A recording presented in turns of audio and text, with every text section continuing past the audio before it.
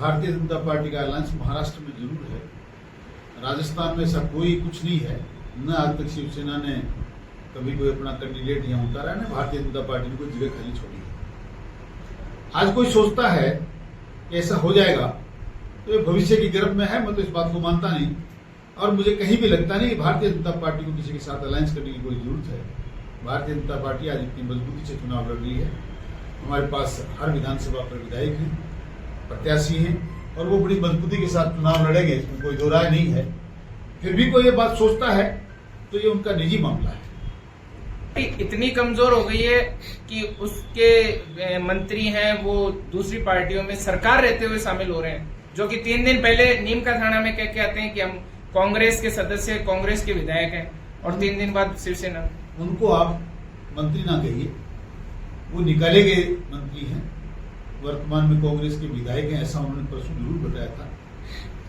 और मैं एक बात करूंगा आप लोगों से, बड़ा अच्छा प्रश्न आपने किया है। ये बातें कम से कम व्यक्ति का नाम और उसकी गरिमा, उसकी रेपुटेशन को देखकर फिर करनी चाहिए। 2013 में उन जनाब की राजनीतिक शुरुआत हुई, लोक जनशक्ति पार्टी की टिकट लेकर आए, चुनाव लड़ा, जीते, और 5 साल कभी जेल में कभी बाहर, यही ड्रामा 5 साल चलता रहा। उदयपुर वाटी का भविष्य इतना खराब रहा कि उन्होंने उदयपुर वाटी को बहुत गर्त में धकेल दिया। 2018 में फिर सौभाग्य से उनको जीत हासिल हुई, पर लोक जनशक्ति पार्टी से नहीं, बहुजन समाज पार्टी से। बहुजन समाज पार्टी के ऐसे बहन माननीय मायावती जी का दामन थाम कर उन्होंने उनके साथ इतनी बड़ी चीटिंग की और कांग्रेस में जाकर शामिल हो गए, कांग्रेस का सरकार का अंग बन गए, मंत्री बने। 5 साल पूरे गुजरे नहीं, उन्हें कांग्रेस में जाकर मिले, 2013 में हारे, तो बहुत कम समय तक कांग्रेस के साथ रहे, फिर बहुजन समाज पार्टी का दामन थामा, फिर जीते, और जीतते ही पुनः उन्होंने कांग्रेस के साथ समझौता किया, फिर मंत्री बने। और ये खेल जो छोड़ना पकड़ना, ये लगातार पिछले 15-20 साल से जितनी उनकी राजनीतिक उम्र है, उतनी सारी उम्र में उन्होंने इसके साथ कुछ किया नहीं। यानी कभी किसी को धोखा दिया, कभी किसी को धोखा दिया, कभी किसी का दामन थामा, कभी किसी का दामन थामा। ये चोली दामन का साथ खेल खेलना उनका बहुत पुराना काम है। आज 15 साल के बाद उन्होंने शिवसेना का दामन थामा है, बेटे की कसम खाई है कि मैं इसके जन्मदिन पर कभी झूठ नहीं बोलूंगा और शिंदे साहब आपसे बेईमानी नहीं करूंगा, तो मैं आपसे निवेदन करूं। ऐसा उन्होंने एक बार नहीं अनेकों बार लोगों को धोखा दिया है, कहा था माननीय गहलोत साहब का कोई मुकाबला नहीं, उनके बराबर कोई मुख्यमंत्री नहीं, वैसा कोई नेता नहीं, इनका बड़ा एहसान मुझ पर है, और उनको ऐसा धोखा दिया कि आज वो गाली गलौज पर उतर आए। फिर मैंने सचिन पायलट साहब से कहा कि वो बहुत अच्छे नेता हैं, युवा हैं, और मेरे बेटे ने मुझे बार बार दबाया है, इसलिए मैं सचिन पायलट के साथ जा रहा हूं। सारी चीजें 6 महीने में बुला दी। तो वो इन चीजों में मैं तो मानता हूं वो धोखा लोग खाते हैं, क्योंकि उन्होंने कहा है कई बार कि मैं जिसका लेता उसका देता नहीं, और किसी के साथ रहता नहीं। मैं कांग्रेस से जीतूं कि बसपा से जीतता हूं तो जैसे ही मंत्री बनता हूं अपना काम करता हूं, चुनाव आने के समय इनकी दरी फेंकता हूं, वो जो पीछे रहता है वो अपनी दरी को खुद संभाले।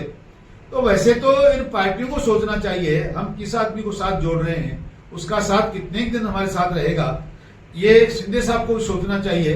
बाकी मुझे इस बात की कोई ज्यादा चिंता इसलिए नहीं कि मैं उनकी फितरत को जानता हूं और पूरा समझता हूं, वो कब किस वक्त व्यक्ति को धोखा देंगे, कब किसका दामन थामेंगे, कब किसका दामन पकड़ेंगे, इन बातों को मैं पहले से ही जानता हूं, इसलिए मुझे इस बात की कोई ज्यादा चिंता होती नहीं। जिन मुद्दों को लेकर उन्होंने बयान दिया, जिस पर वो बर्खास्त किए गए, उसको लेकर बीजेपी भी लगातार हमलावर है। कांग्रेस की राजस्थान में सचमुच बहुत बदतर स्थिति है क्या? कांग्रेस का दुर्भाग्य जरूर है। मैंने पहले भी कई बार मेरी सभाओं में और आप लोगों के मीडिया की कॉन्फ्रेंस में कहा है कि कांग्रेस नहीं है, ये भानुमति का कुनबा है। बहुत बार मैंने आप लोगों को कहा है, कहीं की ईंट कहीं का रोड़ा, भानुमति का कुनबा जोड़ा। कोई सपा से आया, कोई बसपा से आया, कोई कांग्रेस से आया, और 102 लोगों की एक टोली ने मिलकर ऐसा कोहराम मचाया, इतनी लूटपाट मचाई राजस्थान में कि वो अपने घर भरने के में इतने मशगूल रहे, हर एक विधायक अपने अपने क्षेत्र का मुख्यमंत्री बन गया।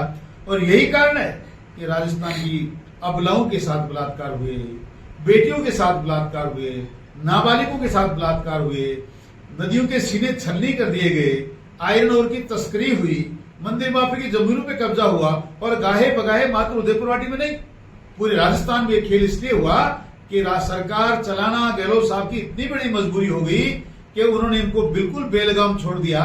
और आज भी ऐसा दुर्भाग्य है, कैसी सरकार है, खुलेआम अगला लांछन लगा रहा है और फिर भी उनकी मजबूरी देखिए, उनको कांग्रेस से निकाल नहीं रहे, मंत्री से हटाया है फिर भी आगे कोई एक्शन नहीं ले रहे।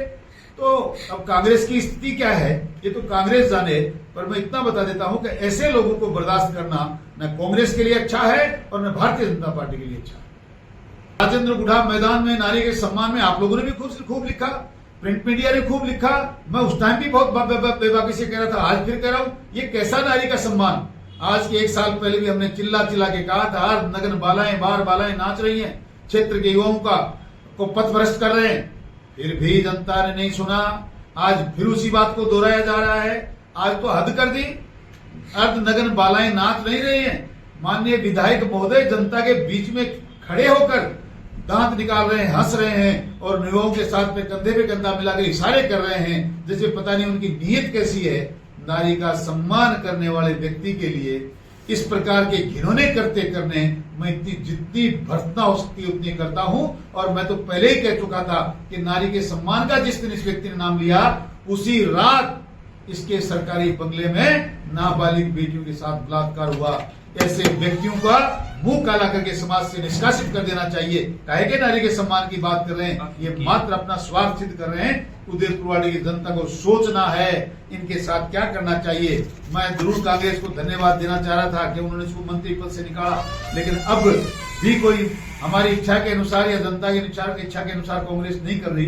जनता को जरूर निवेदन करता हूँ, आगाह करना चाहता हूँ, आपको अगर उदयपुरवाड़ी को बचाना है, सुरक्षित रखना है, ये लगातार बढ़ते अपराध को, बलात्कार को, भ्रष्टाचार को, व्यभिचार को खत्म करना है, तो ऐसे कलमुहे लोगों का जिनका विचार दोगला है, जिनका काम दोगला है, जिनका कहीं कोई धरातल नहीं, स्थायित्व नहीं, उनको यहां से मुंह काला करके फेंकना चाहिए।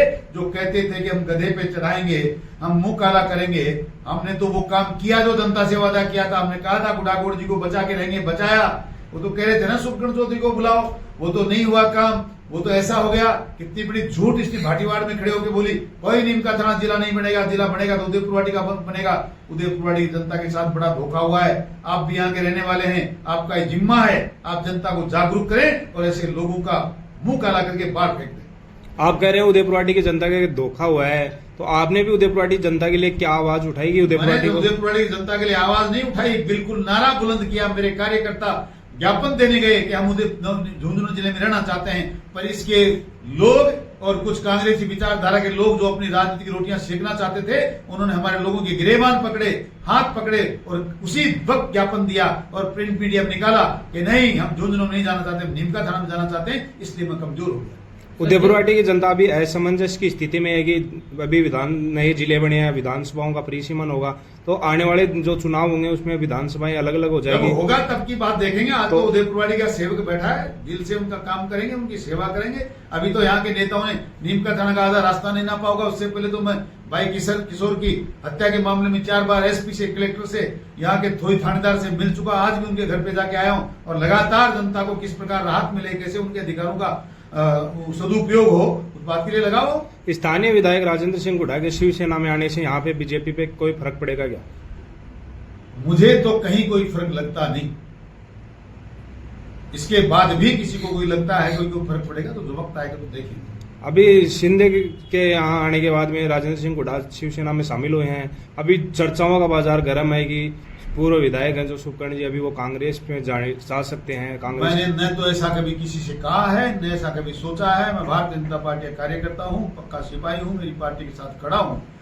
एक बात जरूर कहना चाहता हूं, हमारे पुरोधा, हमारे महापुरुष, पूर्व प्रधानमंत्री स्वर्गीय सम्माननीय प्रातः स्मरणीय अटल बिहारी वाजपेयी जी के लिए जिसने ये शब्द यूज किए, प्रयोग में लिए कि उनको कीड़े पड़ने चाहिए, ऐसे व्यक्तियों को अगर हमारी पार्टी ने कभी गले लगाया तो मैं उस वक्त पर अपने आप को फिर सोचूंगा मुझे क्या करना चाहिए। मैं ऐसे लोगों के साथ काम न कभी किया है, न बर्दाश्त कर सकता हूं, न उनके साथ काम कर सकता हूं, न उनके साथ कभी रह सकता हूं। चुनाव के लिए क्या संदेश देना चाहेंगे आप जनता को? मैं जनता को इस बात का संदेश देना चाहूंगा कि बढ़ रहे अत्याचार, भ्रष्टाचार, बलात्कार, नदियों में गुंडा टैक्स लिया जाना, मंदिर माफी की जमीनों पे हो रहे कब्जे, लोगों की हो रही हत्याओं के खिलाफ आपको एकजुट होकर उदयपुरवाड़ी में परिवर्तन लाना चाहिए।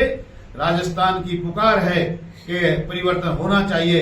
ऐसे चोर लुटेरों को जो कभी कहीं और कभी कहीं जाते हैं, जिनका कोई स्थायित्व नहीं, जो जनता को धोखा दे रहे हैं, जो पार्टियों को धोखा दे रहे हैं, उनको बेनकाब करिए और एकजुट संगठित होकर अपना नेतृत्व चुनिए, ताकि 2013 से लेकर 18 तक जिस प्रकार उदयपुरवाड़ी में रामराज रहा, उस रामराज की पुनः स्थापना हो और एक अच्छा जनसेवक आपकी सेवा करे, जनता के हितों की रक्षा करे। ऐसा उनको करना चाहिए ताकि उदयपुरवाड़ी का विकास हो सके।